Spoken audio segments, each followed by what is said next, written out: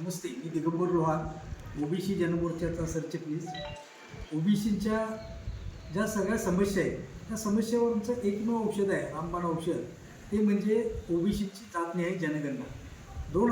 1931ला जी जनगणना झाली इंग्रजांच्या काळात, त्यानंतर उद्याची जी होणारी जनगणना आहे ती 99 वर्षांना आमची जनगणना होणार आहे. आणि या जनगणनेमध्ये ओबीसींची जातवार जनगणना केंद्र सरकारने केलीच पाहिजे. यासाठी केंद्र सरकारवर दबाव आणण्यासाठी महाराष्ट्रव्यापी आम्ही ओबीसी जातनिहाय जनगणना संघर्ष यात्रेची सुरुवात करत आहोत. ही लोकराजा राजर्षी छत्रपती शाहू महाराज यांनी देशातील पहिलं आणि जगातील पहिलं आरक्षण दिलं. त्या आरक्षणाची जन्मभूमी कोल्हापूरमधून सुरू करत आहोत.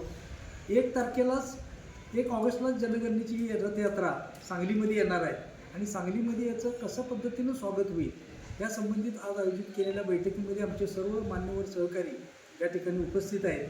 त्यांनी चांगली मतं मांडलेली आहेत आणि निश्चितच सांगलीमध्ये ओबीसींच्या जातनिहाय जनगणना संघर्ष यात्रेचं मोठ्या प्रमाणात स्वागत होणार आहे.